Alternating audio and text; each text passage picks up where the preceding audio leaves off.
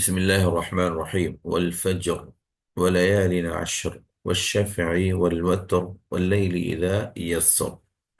والفجر والفجر میں واو قسم کا ہے اور الفجر کے معنی فجر جو صبح ہوتی ہے اس کو کہا جاتا ہے فجر لفظی ترجمہ اور سلیس ترجمہ سب ایک ہی ہے تقریباً معنی کے اعتبار سے تو ہم ترجمہ کریں گے فجر کے وقت کی قسم صحیح ترجمہ کریں گے فجر کے وقت کی قسم ولیال عشر لیالی یہ اللیل کی جمع ہے لیلن کے معنی رات اس کی جمع آتی ہے لیالی لیالی جس کے معنی ہوتے ہیں رات عشر کے معنی 10 عشر معنی 10 ولیال عشر اور واو یہاں پر بھی قسم کا ہے اور قسم ہے 10 راتوں کی اور قسم ہے 10 راتوں کی سریس ترجمہ اور ذی الحجہ کی ابتدائی 10 راتوں کی قسم اور ذی الحجہ کی ابتدائی 10 راتوں کی قسم والشفع والوتر شفع کے معنی ہوتا ہے جفت جوڑے جوڑے کے معنی میں اور وتر کے معنی طاق ایک ایک سنگل وتر معنی سنگل طاق کو کہا جاتا ہے والشفع والوتر اور جفت کی اور طاق کی قسم جفت کی اور طاق کی قسم سریس ترجمہ ہے ہر جوڑے اور فرد مخلوق کی قسم ہر جوڑے اور فرد مخلوق کی قسم یعنی فرد مانے تنہا ایک اور جوڑا مانے جوڑا مکمل اللہ تعالیٰ نے فرمایا ہر جوڑے اور ہر ایک فرد واحد مخلوق کی قسم واللیل اذا یسر واللیل میں لا واو جو ہے قسم کا ہے لیل کے معنی رات اذا معنی جب یسر کے معنی چلنا واللیل اور قسم ہے رات کی اذا یسر جب وہ چلتی ہے خلیص ترجمہ ہے واللیل اذا یسر کا اور رات کی قسم جب وہ گزر رہی ہوتی ہے رات کی قسم جب وہ گزر رہی ہوتی ہے یہ سلیس ترجمہ ہے تو ان چاروں آیتوں میں اللہ تبارک و تعالی نے 4 چیزوں کی قسم کھائی قسم ہے فجر کی ولیال عشر اور 10 راتوں کی ذی الحجہ کی ابتدائی 10 راتوں کی قسم والشفع والوتر جفت اور طاق کی قسم ہر مخلوق کے جو جوڑے کی شکل میں ہے اور فرد ہے سنگل ہے اس مخلوق کی قسم اور رات کی قسم جب وہ چلتی ہے یعنی گزر رہی ہوتی ہے سورۃ الفجر کے متعلق ایک بنیادی بات آپ کو ذہن میں رکھنا چاہیے وہ یہ کہ سورۃ الفجر یہ مکی سورت ہے تمام مفسرین کے نزدیک یہ سورت مکی ہے یعنی مکہ میں نازل ہوئی ابن مردوی اور بیہقی رحمہ اللہ نے عبداللہ ابن عباس رضی اللہ عنہما سے روایت کیا ہے کہ فجر یعنی سورہ فجر مکہ مکرمہ میں نازل ہوئی تھی سورہ فجر مکہ مکرمہ میں نازل ہوئی تھی اب جو چاروں چیزوں کی قسم اللہ تعالیٰ نے فرمائی کھائی ہے اب ان کے تعلق سے مفسرین کچھ کہتے ہیں کیا کہتے ہیں دیکھیے مفسرین کہتے ہیں کہ اللہ تعالیٰ نے ابتدائی 4 آیتوں میں 4 چیزوں کی قسم کھائی چاروں آیتوں میں 4 چیزوں کی قسم کھائی پہلی چیز فجر ہے فجر جس سے مراد اکثر لوگوں کے نزدیک ہر دن کی فجر کا وقت ہے اکثر مفسرین کے نزدیک ہر دن کی فجر کا وقت ہے آج جمعرات تھا آج کی فجر کی نماز جو وقت تھا، اللہ تعالی گویا کہ اس کی بھی قسم کھا۔ اس سے جو بہت بڑی بنیادی بات جو ہمیں معلوم ہوتی ہے کہ اللہ تبارک و تعالی نے فجر کے وقت کی قسم کھائی، فجر کے وقت کی قسم کھائی ہے، اور ہر مفسرین اکثر کہتے ہیں کہ ہر روز کے فجر کے وقت کی قسم ہے، یہ بتانے کے لیے کہ یہ بہت قیمتی وقت ہے۔ اس وقت کی دنیا کی کثیر تعداد ایسی ہوتی ہیں جو یا تو سوتی رہتی ہیں یا تو اللہ کے ذکر سے اور اللہ کی یاد سے غافل رہتی ہیں۔ یہ وہ وقت ہوتا ہے کہ دوسرے مقام پر اللہ نے فرمایا کہ جہاں پر فرشتوں کی جماعت جو شام کو آتی ہیں، رات بھر رکتی ہیں اور پھر صبح سے شام تک رکنے والی ہوتی ہیں، ان تمام فرشتوں کا اجتماع ہوتا ہے۔ اقیم الصلاة لدلوک الشمس الى غسق اللیل وقرآن الفجر، وقرآن الفجر۔ تو یہ وہ وقت ہوتا ہے جب فرشتوں کا اجتماع ہوتا ہے، اور اللہ کو یہ اجتماع بہت پسند ہے۔ امام قتادہ رحمہ اللہ نے اس سے محرم کی پہلی تاریخ مراد لی ہے، یعنی فجر کی قسم جو اللہ نے کھائی ہے، تو فجر سے مراد کون سی فجر؟ تو امام قتادہ رحمہ اللہ نے اس سے محرم الحرام کی پہلی تاریخ کی جو فجر کا دن ہوتا ہے، فجر کا وقت ہوتا ہے، وہ مراد لیا ہے۔ امام مجاہد رحمہ اللہ نے، یہ سب مفسرین ہیں، ان کا نام لے رہا ہوں میں، امام مجاہد رحمہ اللہ نے قربانی کا دن، اور امام ضحاک رحمہ اللہ نے ذی الحجہ کا پہلا دن مراد لیا ہے۔ ضحاک رحمہ اللہ نے ذی الحجہ کا پہلا دن مراد لیا ہے، اور مجاہد رحمہ اللہ نے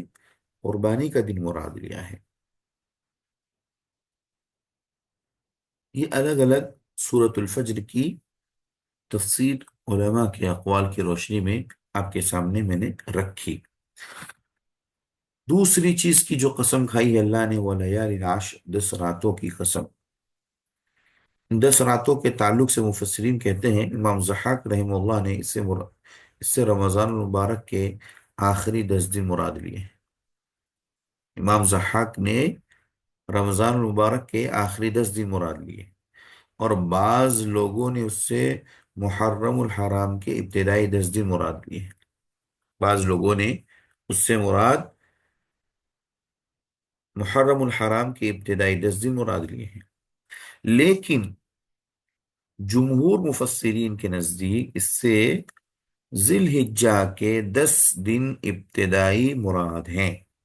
جمہور مفسرین کے نزدیک اس ولیال عشر سے ذی الحجہ کے ابتدائی 10 دن مراد ہیں۔ صحیح بخاری، مسلم اور ترمذی وغیرہ نے امام عبداللہ ابن عباس رضی اللہ عنہما سے روایت کیا ہے کہ کوئی ایام ایسے نہیں ہے جن میں نیک عمل کرنا اللہ کے نزدیک ذی الحجہ کے 10 ابتدائی ایام سے زیادہ محبوب ہوں۔ تو گویا کہ یہ دلیل بھی دی گئی، اور یہ دلیل اس لیے پیش کی گئی جو جمہور مفسرین نے کہا ہے کہ یہاں پر ولیال عشر سے مراد ذی الحجہ کے ابتدائی 10 دن مراد ہیں۔ اس کی تائید میں یہ دلیل بھی بطور خاص عبداللہ ابن عباس رضی اللہ عنہما کے حوالے سے، جو صحیح بخاری، مسلم اور ترمذی کے اندر موجود ہیں، یہاں پر پیش کی گئی، تاکہ یہ بالکل واضح ہو جائے کہ یہاں پر 10 راتوں سے مراد وہ ذی الحجہ کے شروع کے 10 دن ہیں۔ تیسری چیز کی قسم کھائی اللہ تعالیٰ نے، وہ شفع والوتر۔ شفع کے معنی جوڑے، وتر معنی سنگل، وتر معنی طاق، ایک۔ امام شوکانی رحمہ اللہ اس کی تفسیر کرتے ہوئے کہتے ہیں، امام شوکانی رحمہ اللہ اس کی تفسیر میں مفسرین کے متعدد اقوال نقل کرتے ہیں، اور کہا کہ ان میں سے اکثر اقوال کی کوئی دلیل نہیں ہے۔ امام شوکانی کہتے ہیں ان میں سے اکثر اقوال کی کوئی دلیل موجود نہیں، اس لیے بہتر یہی ہے کہ کلام عرب میں ان سے جو مراد ہے اسے ہی اختیار کیا جائے۔ شفع اور وتر سے کیا مراد ہے کلام عرب میں؟ کلام عرب میں اس سے کیا مراد لیا جاتا تھا، لہذا اسی کو مراد لیا جائے، یہ زیادہ بہتر ہے۔ لوگوں کے بہت سارے اقوال ہیں لیکن بے دلیل ہے۔ چنانچہ کہتے ہیں کہ عربی زبان میں شفع جوڑے کو کہتے ہیں، اور وتر فرد کو، سنگل کو، ایک کو کہتے ہیں۔ جفت ڈبل کو کہتے ہیں اور وتر سنگل کو کہتے ہیں۔ اس لیے آیت میں شفع اور وتر سے وہ تمام مخلوقات مراد ہیں جنہیں اللہ تعالیٰ نے جوڑا یا فرد پیدا کیا۔ آیت میں شفع اور وتر سے وہ تمام مخلوقات مراد ہیں جنہیں اللہ تعالیٰ نے جوڑا یا فرد پیدا کیا، یعنی ایک سنگل پیدا کیا یا ڈبل پیدا کیا۔ اسی لیے اللہ تبارک و تعالیٰ نے ہر مخلوق کو الگ الگ انداز سے پیدا کیا ہے۔ تو ان تمام کی اللہ رب العزت نے ان تمام مخلوقات کی جو جوڑے کی شکل میں ہے، جو فرد اور اکیلے اور سنگل کی شکل میں ہے، ان سب کی اللہ تبارک و تعالیٰ نے قسم کھائی ہے۔ امام مجاہد رحمہ اللہ اور امام عطیہ عوفی رحمہ اللہ نے والشفع والوتر سے مخلوق اور خالق مراد لیا ہے۔ اللہ اکبر! مخلوق اور خالق مراد لیا، یعنی الشفع سے مراد مخلوق لیا ہے اور وتر سے مراد خالق، کیونکہ اللہ ایک ہے۔ تو لہذا امام مجاہد رحمہ اللہ اور عطیہ عوفی نے شفع سے مخلوق مراد لی ہے اور وتر سے مراد خالق، اور کہا ہے کہ اللہ تعالیٰ نے ہر مخلوق کو جوڑا پیدا کیا ہے۔ ہر مخلوق کو اللہ نے جوڑا پیدا کیا۔ سورۃ الذاریات آیت نمبر 49 میں اس کی دلیل موجود ہے۔ وَمِن كُلِّ شَيْءٍ خَلَقْنَا زَوْجَيْنِ لَعَلَّكُمْ تَذَكَّرُونَ، ہر چیز کو ہم نے جوڑے کی شکل میں پیدا کیا، لَعَلَّكُمْ تَذَكَّرُونَ، تاکہ تم نصیحت حاصل کر سکو۔ اور اس کی مثال دیکھتے ہوئے کہتے ہیں جیسے آسمان و زمین، ہم لوگ اکثر بولتے ہیں آسمان زمین، بحر و بر، خشکی اور تری، جن و انس، جنات اور انسان، شمس و قمر، سورج چاند، کفر و ایمان، ایمان اور کفر، سعادت و شقاوت، بدبختی نیک بختی، ہدایت و ضلالت، گمراہی اور ہدایت، لیل و نہار، رات و دن، سب جوڑے جوڑے ہیں۔ یہ سب ان لوگوں کی دلیلیں ہیں جس سے انہوں نے کہا کہ الشفع سے مراد مخلوق ہے اور وتر سے مراد خالق ہے۔ مزید کہتے ہیں مفسرین آگے کہ وتر اللہ تعالیٰ کی ذات ہے جو ایک اور تنہا کے معنی میں ہے۔ ایک اور تنہا کے معنی میں ہے۔ معلوم ہوا کہ اللہ نے اپنی ذات اور اپنی مخلوق کی قسم کھائی ہے۔ اللہ تعالیٰ نے اپنی ذات اور اپنی مخلوق کی قسم کھائی، یعنی والشفع کہہ کر کے تمام مخلوق کی قسم کھائی اللہ نے، اور والوتر کہہ کر کے اللہ نے اپنی ذات کی قسم کھائی۔ اللہ ایک ہے، لہذا اللہ نے اپنی ذات کی قسم کھائی۔ یہ امام مجاہد اور امام عطیہ العوفی رحمہ اللہ کا قول تھا اور مفسرین نے یہ بات نقل کی ہے۔ اس کے بعد چوتھی چیز کی جو قسم کھائی ہے واللیل اذا یسر، اور قسم ہے رات کی جب وہ چلتی ہے۔ چوتھی چیز رات ہے، رات کی قسم کھائی۔ مفسرین کہتے ہیں کہ جس کی اللہ تعالیٰ نے یہاں پر قسم کھائی ہے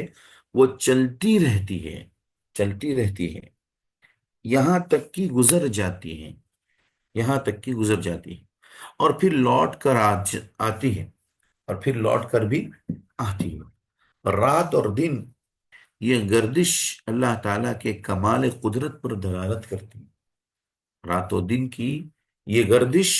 اللہ تعالیٰ کے کمال قدرت پر دلالت کرتی ہیں اور بندوں کو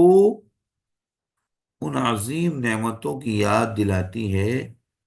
جو اس گردش سے پیدا ہوتی ہے۔ بندوں کو ان عظیم نعمتوں کی یاد دلاتی ہے جو اس گردش سے پیدا ہوتی ہے۔ مثلا دن میں آدمی تلاش معاش میں سرگرم رہتا ہے، بھاگ دوڑ کرتا ہے، اور جب رات آتی ہے تو نیند کی گود میں چلا جاتا ہے اور اس کی ساری تھکان دور ہو جاتی ہے۔ مفسرین نے لکھا ہے کہ مذکورہ بالا قسموں کا جواب قسم محذوف ہے۔ ان چاروں چیزوں کی جو قسم اللہ تعالیٰ نے کھائی ہے، ان چاروں چیزوں کے قسم کا جواب یہ محذوف ہے، جواب قسم محذوف ہے، یعنی مذکورہ بالا چیزوں کی قسم اللہ تعالیٰ قیامت کے دن ضرور ہر ایک کو اس کے عمل کا بدلہ دے گا، یعنی لا یجزا یوم القیامہ، اللہ تعالیٰ لیجزی اللہ یوم القیامہ، اللہ تعالیٰ ضرور ہر ایک کا عمل کا بدلہ دے گا۔ یہ جواب قسم محذوف ہے، قیامت کے دن اللہ تعالیٰ ہر ایک کو اس کے عمل کا پورا پورا بدلہ دے گا۔ یہ چیز جواب قسم ہے، ان چاروں قسموں کا یہ محذوف ہے، اس کو ہم اللہ تعالیٰ نے یہاں پر ذکر نہیں کیا، ہمیں محذوف ماننا ہے۔ یہ مفسرین کا ایک اہم قول ہے جس کی طرف ہماری رہنمائی کی گئی ہے۔ اس کے بعد اللہ تبارک و تعالیٰ فرماتا ہے حل فی ذالک قسم لذی حجر، حل مانے کیا، فی مانے میں،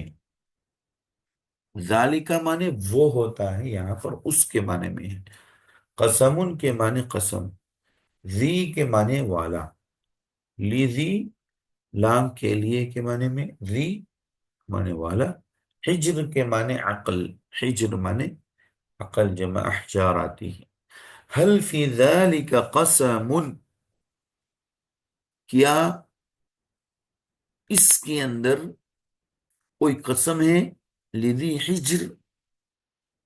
اس شخص کے لیے، لذی حجر جو عقل والا ہے، عقل والے کے لیے اس میں کوئی قسم ہے؟ یہ سوالیہ انداز میں اللہ تعالیٰ نے پوچھا۔ اس کا سلیس ترجمہ ہے کیا عقل والے کے لیے اس میں کوئی بڑی قسم ہے؟ عقل والے کے لیے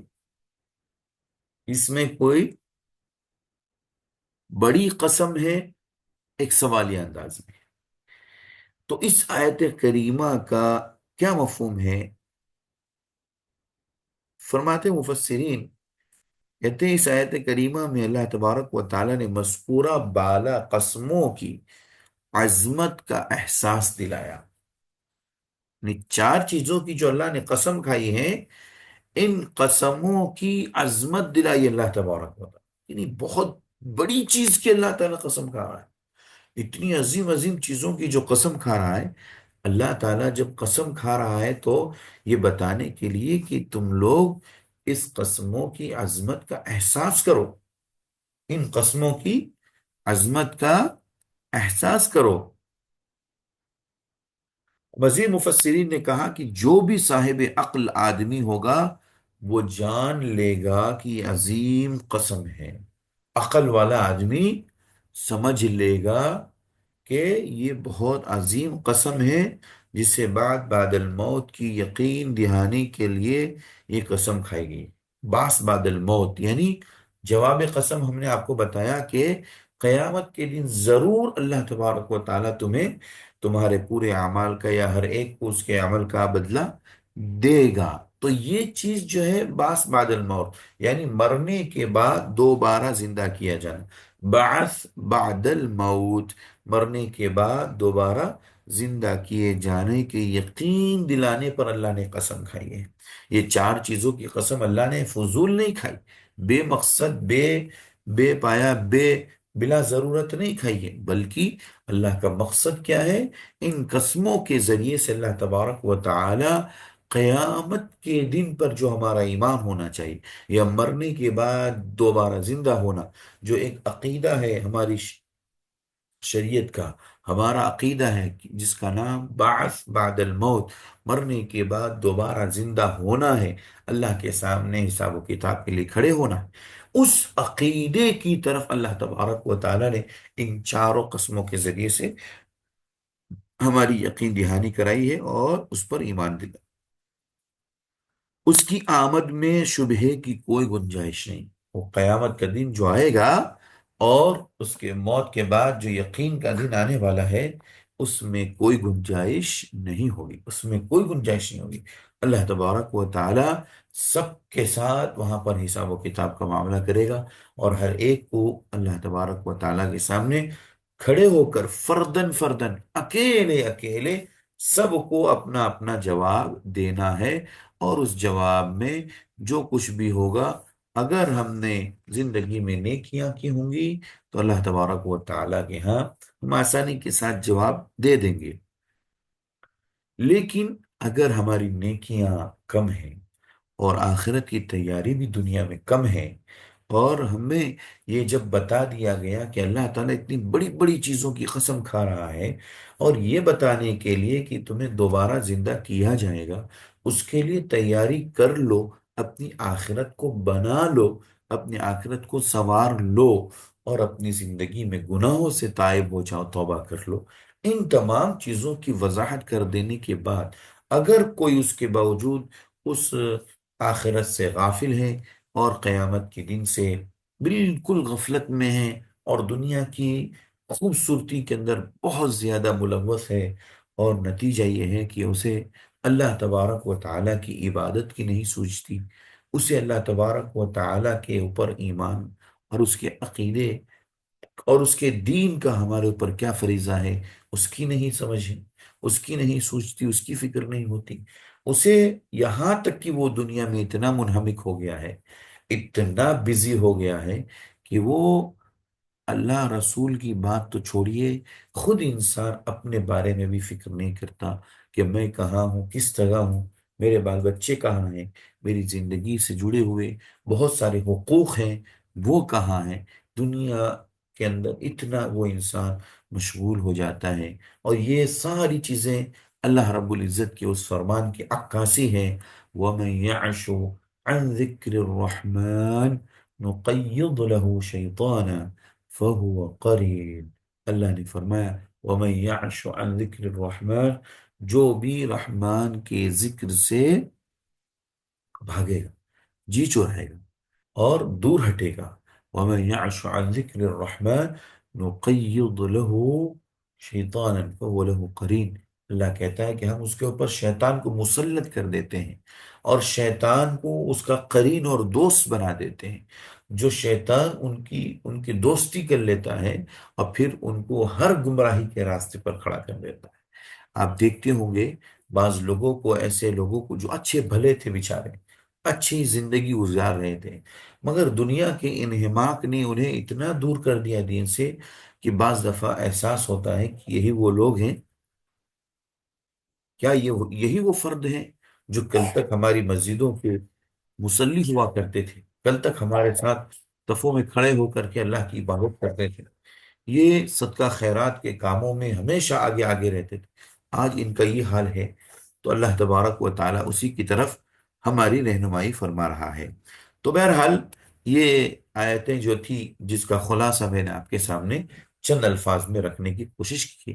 بہت ہی قیمتی یہ قسمیں ہیں، غور سے سنیے، غور سے پڑھیے، اور بار بار پڑھیے، اور ذرا غور کریے کہ اللہ تعالیٰ اتنی عظیم عظیم چیزوں کی قسم کیوں کھا رہا، کس چیز کو بتانے کے لیے۔ آپ پرسن میں پڑھیے، آپ اجتماعیت کے ساتھ پڑھیے، سمجھیے، آپ گروپ میں شیئر کر کے ہوئے پڑھیے، آپ جب مذاکرہ کریں تب سمجھنے کی کوشش کریں کہ اللہ تعالیٰ نے فجر کے وقت کی قسم کھائی، یہ بہت قیمتی وقت ہے، بہت قیمتی وقت ہے۔ اور یہ سب قسم کھانے کا مقصد صرف اور صرف ایک سچے مسلمان کی زندگی میں خوشیاں آ جائیں، ایک سچے مسلمان کی زندگی میں کامیابی اس کی قدم چوم لے، دنیا کی ہو یا آخرت کی کامیابی۔ کیونکہ فجر کا جو وقت ہوتا ہے، جس وقت ہم فجر کی نماز پڑھتے ہیں، اس سے پہلے لوگ تہجد کے لیے اٹھتے ہیں، یہ وہ وقت ہوتا ہے جب اللہ تعالیٰ سمائے دنیا پر، آسمان جو ہم ہم دیکھتے ہیں، پہلا سما، پہلا آسمان، اس پر آتا ہے اتر کر کے۔ کیسے آتا ہے ہمیں نہیں معلوم، یہ اللہ تعالیٰ، اللہ کے نبی نے حدیث میں کہا ہمارا اس پر ایمان ہے کہ اللہ تعالیٰ آتا ہے۔ اس کے بعد سوال کرتا ہے، کہتا ہے کوئی ہے مانگنے والا مانگے، کوئی ہے کوئی مجھ سے سوال کرنے والا سوال کرے۔ تو ہے، بتانے کا مقصد یہ ہے کہ اللہ تبارک و تعالی نے فجر کے وقت کی جو قسم کھائی ہے، یہ ہم سب کے لیے بڑی قیمتی اس میں نصیحتیں ہیں۔ ایک لفظ کے اوپر غور کرتے رہیں گے تو میں سمجھتا ہوں کہ کافی وقت لگ جائے گا، اور یہی نتیجے پر پہنچیں گے کہ نہیں، واقعی اس وقت کو کبھی بھی مس نہیں کرنا چاہیے، اس وقت کو کبھی ضائع نہیں کرنا چاہیے، اس وقت میں کبھی سویا نہیں جانا چاہیے، اس وقت میں کبھی اللہ کے ذکر سے اور اللہ کی یاد سے غافل نہیں رہنا چاہیے، کیونکہ وہ وقت ہے جو بابرکت وقت ہیں۔ صحابہ رضوان اللہ علیہ مجمعین اس وقت کا ٹارگٹ کرتے ہوئے کبھی بھی وہ لوگ رات کے وقت جلدی سونا، صبح جلدی اٹھنا، یہ ان کی فکر ہوتی تھی، اور اس وقت کو کبھی بھی وہ ہاتھ سے جانے نہیں دیتے تھے۔ یہ وہ وقت ہوتا ہے جب روزیاں تقسیم ہوتی ہیں، اور جب اللہ تبارک و تعالیٰ فجر کے بعد روزیوں کا سلسلہ جاری کر دیتا ہے، اس کے بعد جو مسلمان نماز پڑھ کر کے زمین میں پھیل جاتے ہیں، اللہ تعالیٰ ان کو ڈھیر ساری برکتیں دیتا ہے۔ اور نبی کریم صلی اللہ علیہ وسلم کی وہ حدیث بھی ہے، صخر الغامدی حفیظ رحیم رضی اللہ عنہ حدیث کے راوی ہے، سنن ترمذی کی روایت، کہ اللہ کے نبی صلی اللہ علیہ وسلم نے فرمایا کہ جمعرات کے دن جمعرات کے دن فجر کے بعد تجارت کرنا یا سفر کرنا، یہ اللہ کے نبی کو پسند تھا۔ لہذا صخر الغامدی رضی اللہ عنہ جو تاجر تھے، وہ ہمیشہ اپنا قافلہ جمعرات کے دن، جو آج جمعرات تھی، اس دن فجر کی نماز کے بعد ہی روانہ کرتے تھے،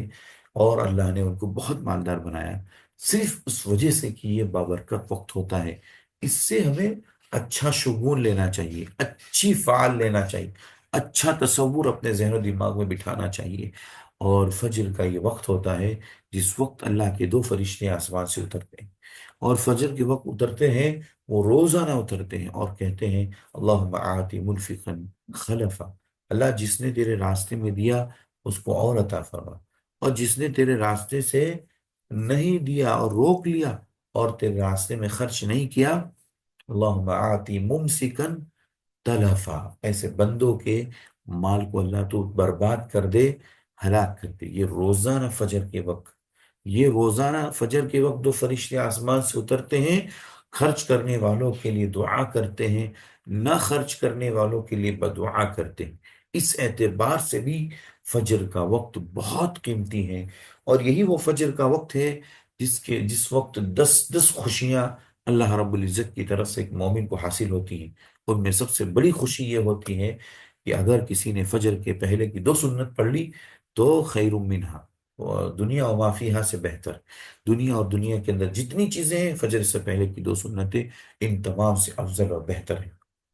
اسی طریقے سے کوئی شخص پیدل چل کر کے مسجد آتا ہے اس وقت میں جب کہ نماز اندھیرے میں ہو رہی ہو، چاہے وہ قریب سے آئے یا دور سے آئے، تو اللہ کے نبی نے فرمایا بشر المشائین فی الظلم بالنور التام الى یوم القیامہ، مکمل نور کی بشارت دے دیجئے جو اندھیرے میں چل کر کے اللہ کی عبادت کے لیے مسجد آتے ہیں، ایسے لوگوں کو ہمیشہ کے لیے آخرت میں نجات، اور ساتھ ہی ساتھ آخرت میں جب اندھیرا ہوگا، پل صراط سے گزرنے کے لیے ان کو روشنی کی ضرورت پڑے گی، یہی نمازیں ان کے لیے روشنی کا کام کریں گی۔ مکمل نور کی بشارت دے دیجیے۔ اللہ اکبر، یہ فجر کا وقت ہے، اس میں اللہ تبارک و تعالی، اور اگر کوئی آدمی فجر کی نماز پڑھ لے جماعت کے ساتھ، پھر اپنی جگہ بیٹھا رہے، ذکر و اذکار کرتا رہے حتیٰ کہ سورج طلوع ہو جائے، سورج طلوع ہونے کے بعد وہ 2 رکعات اشراق پڑھ لے، تو نبی صلی اللہ علیہ وسلم نے فرمایا اس بندے کو روزانہ پڑھنے پر حج اور عمرے کا ثواب، اور اس کے حج اور عمرے میں کوئی کمی نہیں کی جائے، حج عمرے کے ثواب میں کوئی کمی نہیں ہوگی، مکمل تامتن تامتن تامتن، 3 مرتبہ اللہ کے نبی نے فرمایا مکمل حج عمرے کا ثواب، مکمل حج عمرے کا ثواب، مکمل حج عمرے کا ثواب۔ آپ سوچئے اتنا بڑا رتبہ ہے فجر کی نماز کا، فجر کے وقت کا، اس لیے عقل مند انسان کبھی بھی، قرآن کو پڑھنے والا سچا پکا مسلمان کبھی بھی فجر کے وقت کو مس نہیں کرے گا، کبھی فجر کے وقت کو ضائع نہیں کرے گا۔ اللہ تبارک و تعالیٰ نے ہماری سمجھ میں یہ بات ڈال دی ہے اس سورہ فجر پڑھنے کے بعد، تو ہماری کوشش ہونی چاہیے کہ سورہ فجر پڑھنے کے بعد اس فجر کے مقام کو جان لے۔ امام ابن قیم الجوزیہ رحمۃ اللہ علیہ نے بڑی پیاری بات ذکر کی۔ انہوں نے کہا کہ چار چیزیں ایسی ہیں جو انسان کی روزی میں برکت پیدا کر دیتی، اور چار چیزیں ایسی ہیں جو انسان کی روزی سے برکت کو چھین لیتی، ختم کر دیتی ہیں، ذریعہ بن جاتی ہیں۔ ان میں سے انہوں نے کہا برکت کی چیزوں میں سے ایک یہ بھی ہے کہ فجر کے بعد نہ سونا،